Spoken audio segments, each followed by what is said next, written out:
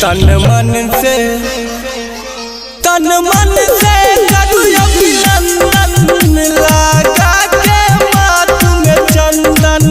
तन मन से करूं अभिनंदन लगा के माथ में चंदन।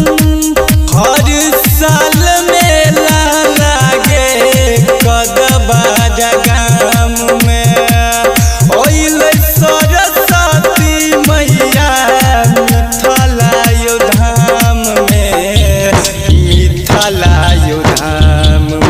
तन मन से करूं अभिनंदन लगा के माथ में चंदन। तन मन से करूं अभिनंदन मैया के माथ में चंदन। डीजे सुमित सतीश रईमा।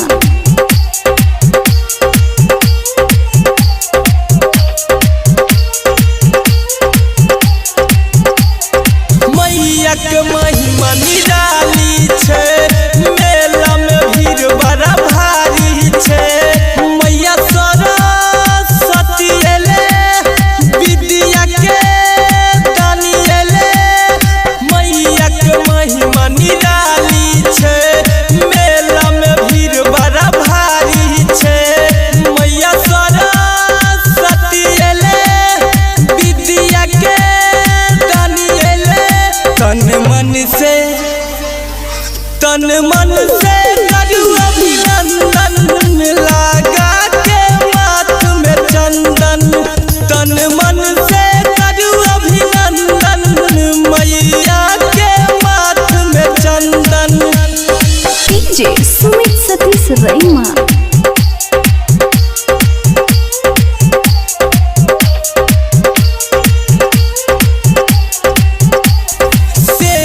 दीवाना गाबै छ मैया तोरे नाम के भजनिया हे।